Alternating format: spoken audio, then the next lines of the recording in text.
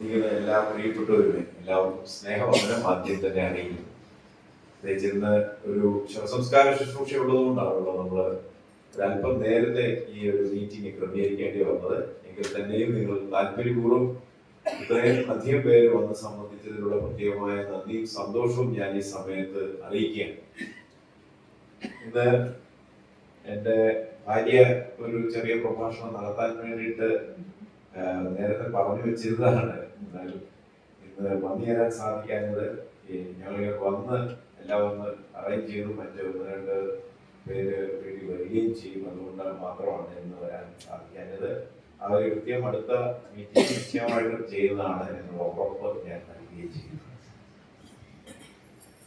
ഒരു 11:45 കഴിയുമ്പോൾ എങ്കിലും എനിക്ക് ഈ ശവസംസ്കാര ശുശ്രൂഷയ്ക്ക് വേണ്ടിയിട്ട് ഭവനത്തിൽ പോകേണ്ടതുള്ളത് കൊണ്ട് ഞാൻ മറ്റ് ആമുഖ പ്രസംഗങ്ങളിലേക്ക് പ്രവേശിക്കുന്നില്ല. വാർദ്ധക്യമെന്ന് പറയുന്നതിനേക്കാൾ അപ്പുറമായിട്ട് നമ്മുടെ വളർച്ചയുടെ ഒരു വ്യത്യസ്തമായ ഘട്ടത്തിലേക്ക് നമ്മൾ പ്രവേശിച്ചിരിക്കുന്നു എന്നുള്ള ഒരു തിരിച്ചറിവും ബോധ്യവും നമുക്ക് എപ്പോഴും ഉള്ളത് നല്ലത്. വയസ്സായി എന്ന് പറയുന്നത് കേൾക്കാൻ നമുക്ക് ആർക്കും താല്പര്യമില്ല. അല്ലെങ്കിൽ നിങ്ങൾ വൃദ്ധരായി എന്ന് പറയുന്നത് കേൾക്കാൻ നമ്മൾ ഒരിക്കലും ആഗ്രഹിക്കുന്നു. അതുകൊണ്ടാണ് ഞാൻ പറഞ്ഞത്, വളർച്ചയുടെ ഒരു പുതിയ ഘട്ടത്തിലേക്ക് നമ്മളെല്ലാവരും പ്രവേശിച്ചിരിക്കുന്നു എന്ന് പറയുന്നതാണ് ഏറ്റവും ഉത്തമമായത്. ആ വളർച്ചയുടെ ആ ഘട്ടത്തിൽ നമുക്ക് വാസ്തവത്തിൽ വ്യത്യസ്തമായിട്ടുള്ള പിന്നെ സ്ലോ ഡൗണിങ്, ഒരു ഒരു സ്ലോ ആയിട്ട് പതുക്കെ പോക്ക് ഉണ്ടാകാൻ സാധിക്കും. വളർച്ചയല്ല, ഒരു മെല്ലപ്പോക്ക് ഉണ്ടാകാൻ സാധിക്കും. അതിനെ എങ്ങനെയാണ് നമുക്ക് അതിജീവിക്കാൻ സാധിക്കുക? ഞാൻ എൻ്റെ ശുശ്രൂഷയിൽ ഞാൻ കണ്ടുമുട്ടിയ ചില മനുഷ്യരെ നിങ്ങളുടെ മുമ്പിൽ ഒന്ന് പരിചയപ്പെടുത്താം. അവരെങ്ങനെയാണ് ഈ ഒരു സംവിധാനത്തെ, ഈ ഒരു പ്രത്യേക അവസ്ഥയെ അതിജീവിക്കാനായിട്ട് സാധിച്ചത്. അത് മാത്രം പറഞ്ഞ് ഞാൻ അവസാനിക്കും. ഒന്ന്, ഞാൻ എന്റെ ശുശ്രൂഷ ആരംഭിക്കുന്നത് കാലം ചെയ്ത അലക്സാണ്ടർ മാർത്തോമാ കപ്പലിത്ത തിരുമേനിയുടെ കൂടെ.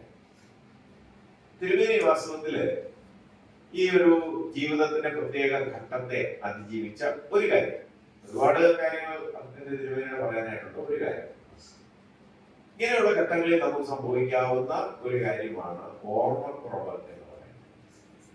ഓർമ്മക്കുറവ് ഇപ്പം കൊച്ചു പിള്ളേർക്ക് വരെ ഓർമ്മക്കുറവ് സംഭവിച്ചുകൊണ്ടിരിക്കുകയാണ്. കാരണം എന്ന് പറഞ്ഞാൽ മറ്റ് പഴയ കാലത്തൊക്കെ നമ്മൾ മനഃപാഠങ്ങൾ പഠിക്കുന്നത്, അപ്പൊ അങ്ങനെയില്ല. വാസ്തവത്തിൽ മനഃപാഠം പഠിക്കുന്നത് നമുക്ക് ഓർമ്മശക്തി കൂട്ടുന്ന ഒരു സംവിധാനമാണ്. അപ്പം ഓർമ്മക്കുറവിനെ നമുക്ക് എങ്ങനെ അതിജീവിക്കാൻ സാധിക്കും? വിശേഷിച്ച് നമ്മൾ ഏജ് അഡ്വാൻസ് ചെയ്യുന്ന സമയത്ത് പുതിയ പുതിയ കാര്യങ്ങൾ നമുക്ക് രജിസ്റ്റർ ചെയ്യാന്ന് പറയുന്നതാണ് ഏറ്റവും പ്രശ്നം. ഇവിടെ ഇരിക്കുന്ന പലരോടും കൊച്ചുനാളിലെ കാര്യം ചോദിച്ചു കഴിഞ്ഞാൽ വളരെ വാചാലമായ സംസാരിക്കും. എന്നാൽ ഇന്നലത്തെ കാര്യം പറഞ്ഞാൽ വലിയ ബുദ്ധിമുട്ട്. അപ്പോൾ നമുക്ക് ഓർമ്മക്കുറവെന്ന് പറയുന്ന പുതിയ കാര്യങ്ങൾ മനസ്സിലാക്കാൻ, പുതിയ കാര്യങ്ങൾ ഓർത്തെടുക്കാൻ നമുക്ക് പറ്റുന്നില്ല. പഴയ കാര്യങ്ങളെല്ലാം നമ്മളുടെ ബ്രെയിൻ അത് സ്റ്റോർ ചെയ്ത് വെച്ചു. പുതിയ കാര്യങ്ങളെ സ്റ്റോർ ചെയ്യാൻ പറ്റുന്നില്ല. എങ്ങനെയാണ് തിരുമേനി അതിനെ അതിജീവിച്ചത്? തിരുമേനി അതിനെ അതിജീവിച്ച ഒരു രീതി എന്ന് പറയുന്നത് ഡയറി എഴുത്താണ്. ഡയറി എഴുത്ത്, ഇന്നത്തെ ആധുനിക ഭാഷയിൽ പറഞ്ഞ് ജേർണലിംഗ് എന്ന് പറയും. ജേർണലിംഗ് ചെയ്യും. തിരുമേനി ജേർണലിംഗ് ചെയ്യുന്നത് വ്യത്യസ്തമായ ഒരു രീതിയാണ് ഉപയോഗിച്ചത്. എല്ലാവരും ഒരു ദിവസത്തെ കാര്യം അന്ന് വൈകിട്ട് കിടക്കുന്നതിന് മുമ്പ് എഴുതി വെക്കുന്നതാണെങ്കിൽ തിരുമേനി ചെയ്തത് പിറ്റേ ദിവസം രാവിലെ എഴുതുന്നത്. അന്നെന്നുള്ളത് എഴുതി വെക്കത്തില്ല, അത് പിറ്റേ ദിവസം രാവിലെ എഴുതും. ഞാൻ തിരുവല്ലയുടെ ഡയറിയൊക്കെ ഞാൻ വായിച്ചിട്ടുണ്ട്. അപ്പൊ അതിന്റെ ഒരു തലക്കെട്ട് കാണും, തിരുവല്ല കോഴഞ്ചേരി, പിന്നെ അത് കഴിഞ്ഞ് കോഴഞ്ചേരി പത്തനംതിട്ട, അതൊക്കെ പറഞ്ഞൊക്കെ വളരെ ഭംഗിയായിട്ടാണ്. അപ്പൊ ഈ കാലഘട്ടത്തിൽ നമുക്ക് ജേർണലിംഗ് സാധ്യമാണെങ്കിൽ, ഡയറി എഴുത്ത് സാധ്യമാണെങ്കിൽ, ചിലരോട് പറഞ്ഞാൽ എഴുതാൻ പ്രയാസമാണ്. രണ്ട് കാര്യങ്ങൾ തിരുമേനി അതിനകത്തിൽ ചെയ്തുകൊണ്ടിരുന്നു. ഒന്ന് മെമ്മറി റീസ്റ്റോർ ചെയ്യുക, രണ്ട് എഴുതുക എന്ന് പറയുന്ന കാര്യം. നമുക്ക് പേന പിടിക്കുക എന്ന് പറയുന്നത് വലിയ ബുദ്ധിമുട്ടുകൾ ചില സന്ദർഭങ്ങളിൽ ഉണ്ടാകും. അപ്പോൾ എഴുതാൻ പറ്റുന്നവരാണെങ്കിൽ നിശ്ചയമായിട്ടും എഴുതുക, ജേർണൽ ചെയ്തു നോക്കുക പുസ്തകത്തിൽ. ഇനി വേണ്ട, അതും പറ്റുന്നില്ലെന്നുണ്ടെങ്കിൽ പിറ്റേ ദിവസം രാവിലെ ഒന്ന് ഓർത്ത് ആരോടെങ്കിലും പറയാം. കുഞ്ഞുങ്ങളില്ല, കൊച്ചുമക്കളില്ല, ആദ്യം മുന്നത്തോട്ട് പറഞ്ഞാൽ അതൊരു കാര്യം. അങ്ങനെ ചെയ്യുന്നതല്ല. ഈ മതിലുകൾ എന്ന് പറയുന്ന സിനിമ, അതിനകത്തില് മമ്മൂട്ടി വാസ്തവത്തിൽ അദ്ദേഹത്തിന്റെ ഈ പിന്നെ വിരസത മാറ്റാനും അതുപോലെ തന്നെ അദ്ദേഹത്തിന്റെ ഓർമ്മകളെ സൂക്ഷിക്കാനായിട്ട് ചുമ്മാ ഭിത്തിയോട് സംസാരിക്കുകയാണ്, അതിലൂടെ സംസാരിക്കുക, അപ്പുറത്തൊരാളുണ്ട് എന്നുള്ളതിൽ ഉറക്കെ സംസാരിക്കുക. ഞാൻ പറഞ്ഞു വന്നത് ജർമ്മനി ഒരു വളരെ നല്ല കാര്യമാണ്, ഓർത്ത് നിൽക്കാനായിട്ടുള്ള നല്ല കാര്യമാണ്. എന്നാൽ അത് എഴുതി പിടിപ്പിക്കാൻ പറ്റത്തില്ലെങ്കിൽ നമ്മൾ ആരോടെയും അത് പറയുക. ഇന്നത്തെ കാലത്ത് നമ്മളിങ്ങനെ ചുമ്മാ വർത്താനം പറഞ്ഞെന്ന് പറഞ്ഞാൽ ഒരു കുഴപ്പമില്ല. കാര്യം എന്ന് വെച്ചാൽ നമ്മൾ ചിലപ്പോൾ കണ്ടിട്ടില്ലേ, വഴി കൂടെ നടക്കുന്നവരൊക്കെ ഇത് ചുമ്മാ വർത്താനം പറഞ്ഞു അവരെക്കാട്ടുള്ള എത്രയോ നല്ലതാണ് വാസ്തവത്തിൽ. അപ്പൊ അതുകൊണ്ട് ഓർമ്മ സൂക്ഷിക്കാൻ വേണ്ടിയിട്ടുള്ള സംവിധാനം അത് നമ്മൾ ഉണ്ടാക്കിയെടുക്കണം. അത് ചിലപ്പോൾ ഇതിപ്പോ നമ്മൾ തീരുമാനിച്ചിട്ട് പോകും, നാളെ മുതൽ ഞാൻ ചെയ്യാം, ഒരു ദിവസം കൊണ്ട് പറ്റിയില്ല, ചിലപ്പോൾ കുറച്ചാണ് പോകും, ഓർക്കും, പിന്നെ ചെയ്യും. അങ്ങനെ ഇത് ഓർത്തോർത്തോർത്തോർത്ത് വെക്കാൻ സാധിച്ചാൽ അത് നിശ്ചയമായിട്ടും നമ്മളുടെ മെമ്മറിയെ ഒക്കെ ഭംഗിയാക്കാനായിട്ട് പറ്റും. അത് ഒന്നാമത്തെ. രണ്ടാമത്തെ ഒരു കാര്യം എന്ന് പറയുന്നത്, ഒരു കാര്യം തന്നെ നിരന്തരമായി ചെയ്തുകൊണ്ടിരിക്കാനായിട്ട് ശ്രമിക്കുക എന്നതാണ്. ഒരു കാര്യം തന്നെ നിരന്തരമായി ചെയ്തുകൊണ്ടിരിക്കുക. പ്രത്യേകിച്ച് നമ്മളെല്ലാം പലരും ഇവിടെ ഇരിക്കുന്ന പലരും ഔദ്യോഗിക കൃത്യങ്ങൾ നിറവേറ്റിയവരാണ്. ചിലപ്പോൾ ബാങ്ക് ഉദ്യോഗസ്ഥരെ കാണും, അല്ലെങ്കിൽ ടീച്ചേഴ്സ് കാണും, അല്ലെങ്കിൽ ഓഫീസിൽ പോയിട്ടുള്ളവരെ കാണും, ഒക്കെ കാണും. അത് പിന്നെ റീചെയിൻ ചെയ്യുക. ഞാൻ പിന്നെ ചെന്നൈ അണ്ണാനഗറിലേക്ക് ഒരു 91 വയസ്സ്, അതേ മാസത്തിൽ വിദേശത്ത് കമ്പനിയിലായിരുന്നു ജോലി ചെയ്തത്. ഈ അപ്പച്ചന്റെ ഒരു കാര്യം എന്ന് പറഞ്ഞു കഴിഞ്ഞാൽ, അപ്പച്ചൻ രാവിലെ 9:30 ആകുമ്പോൾ ഡ്രസ് ചെയ്ത് നല്ല ഡ്രസ് ചെയ്തിട്ട് 10 മണി തൊട്ട് 12 മണി വരെ പുള്ളിക്കാരൻ്റെ ഒരു മുറിയുണ്ട്, അതിനകത്ത് പോയി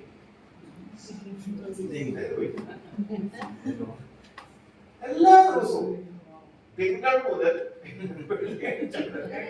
അപ്പച്ചനോട് ആരെങ്കിലും വരുന്നത് പറഞ്ഞു കഴിഞ്ഞാൽ ഈ ഓഫീസിലോട്ടായിരിക്കും വിളിക്കുന്നത്.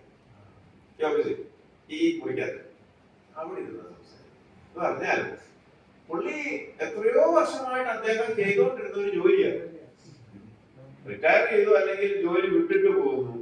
ഇനി ഞാൻ ചുമ്മാ ഇങ്ങനെ ഇരിക്കുകയല്ല, എന്റെ ആ ഡിസിപ്ലിൻ കീപ്പ് ചെയ്യുക, ഒരു കാര്യം തന്നെ നിരന്തരം. അത് നമുക്കുണ്ടാക്കുന്ന സെൽഫ് കോൺഫിഡൻസ് ഉണ്ട്, അത് നമ്മളുടെ ബുദ്ധിക്കുണ്ടാക്കുന്നതായ ഷാർപ്നെസ് ഉണ്ട്. അപ്പൊ അദ്ദേഹം അവിടെ നിന്നോട് പത്രമൊക്കെ വായിക്കും. എനിക്ക് തോന്നുന്നില്ല ഈ ലോകത്തിലെ ഏറ്റവും ലേറ്റസ്റ്റ് ആയിട്ടുള്ള കാര്യത്തെ പറ്റി ഒരു അഭിപ്രായം അദ്ദേഹം പറഞ്ഞു. 90 വയസ്സുണ്ട്. ഞാൻ പറഞ്ഞു വന്നത്, നമ്മൾ ജീവിതത്തിലെ ഏജ് അഡ്വാൻസ് ചെയ്യുന്ന സമയത്ത് നമ്മളെ കാര്യക്ഷമമാക്കാനായിട്ട് ചില സംവിധാനം ഒരുക്കി വെക്കണം. അത് പ്രധാനപ്പെട്ട കാര്യം. അപ്പൊ അത് എങ്ങനെ ചെയ്യാൻ പറ്റുന്നത് പറഞ്ഞാൽ അത് നിങ്ങൾ തന്നെ തീരുമാനിക്കേണ്ട കാര്യങ്ങളാണ്. അതായത് നമ്മൾ തന്നെ തീരുമാനിക്കേണ്ട കാര്യങ്ങളാണ്. ഞാൻ അച്ഛനായി 65 വയസ്സ് ഞാൻ റിട്ടയർ ചെയ്ത് കഴിഞ്ഞാൽ അടുത്ത ദിവസം എനിക്കൊരു പണിയില്ല. ഈ ഒരു പണി എന്ന് പറഞ്ഞാൽ അങ്ങനെയില്ല. അപ്പൊ ഞാൻ എന്ത് ചെയ്യും? ഞാൻ ഇവിടെ ചിന്തിച്ചുകൊണ്ടിരിക്കുന്ന ഒരു കാര്യമാണ്. അപ്പൊ ഞാൻ പറഞ്ഞു വന്നതിന്റെ ഒരു കാര്യം, നമ്മൾ ചെയ്തുകൊണ്ടിരുന്ന ഒരു കൃത്യത്തെ നമ്മൾ നിരന്തരമായി ആ ഒരു സംവിധാനത്തിനകത്താകുക എന്ന് പറഞ്ഞത് പ്രധാനപ്പെട്ട കാര്യം. അത് നമുക്ക് ചെയ്യേണ്ട ഒരു ഹാബിറ്റ് ആയിട്ട് നമ്മൾ രൂപപ്പെടുത്താൻ കാര്യം. മൂന്നാമത്തെ ഒരു കാര്യം എന്ന് പറയുന്നത്, ബന്ധങ്ങൾ സൂക്ഷിക്കുക എന്നുള്ളത് വളരെ പ്രധാനപ്പെട്ട കാര്യമാണ്. ബന്ധങ്ങൾ, റിലേഷൻഷിപ്സ്. ഞാൻ വീണ്ടും ശുശ്രൂഷ ചെയ്ത വകയിലെ ഒരു ആന്റി ഉണ്ട്.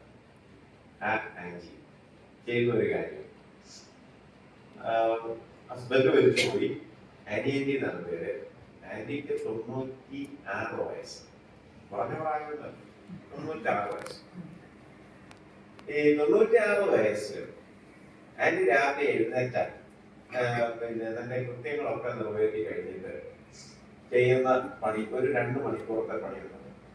ആ 2 മണിക്കൂറത്തെ പണിയിലൂടെ ഒരു വഴിയിലൊക്കെ നടക്കും, നല്ലതായിട്ട് സംസാരിക്കും, ചിരിക്കും.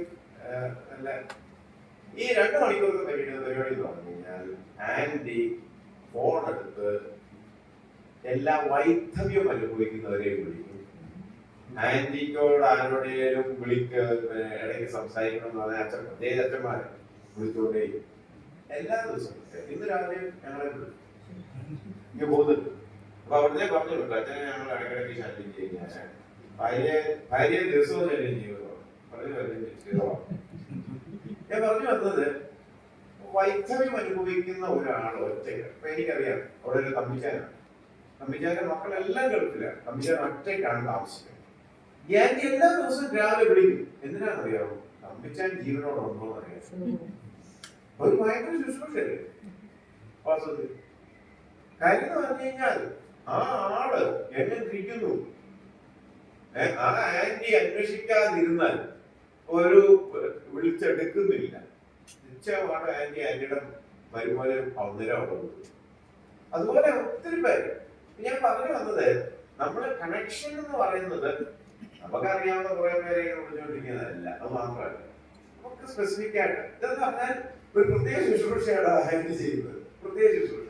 കാര്യം ആരുമില്ലാത്ത ഒറ്റയ്ക്ക് ഏകരായിരിക്കുന്ന ഹസ്ബൻഡ് വൈഫാകാം, ഒറ്റയ്ക്കുള്ളവരാകാം, അങ്ങനെയുള്ളവരെ പ്രത്യേകം വിളിക്കുക.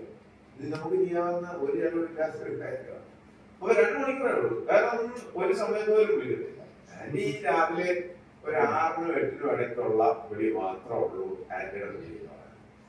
ഞാൻ പറഞ്ഞു വന്നതിന്റെ സാരം, നമ്മളുടെ ഈ ഒരു വ്യത്യസ്തമായിട്ടുള്ള ഒരു ജീവിതാവസ്ഥയെ നമുക്ക് എങ്ങനെയാണ് ഏറ്റവും മീനിങ് ആക്കി തീർക്കാൻ പറ്റുക. അല്ലാതെ നമ്മള് ലോകത്തിലെ മുഴുവൻ നമ്മൾ ഏറ്റവും കൂടുതൽ ഒഴിവാക്കേണ്ട ഒരു കാര്യം എന്ന് പറഞ്ഞാൽ ടി വി കാണാൻ. ഞാനൊരു വീട്ടില് എന്റെ ബന്ധുവിലുണ്ട്. ഒരു ബന്ധു വീട്ടിൽ പോയാൽ രാവിലെ ഈ സാധനം തുറന്നു നോക്കുക. അത് ന്യൂസാണ്. ആ ന്യൂസിനകത്തിലെ അവിടെ വണ്ടി ഇടിക്കുന്നത്, പിന്നെ എല്ലാവരും വഹിക്കുന്നത്, കഴുത്തപ്പുറന്നു, പിന്നെ നശിപ്പിച്ചത്, എല്ലാം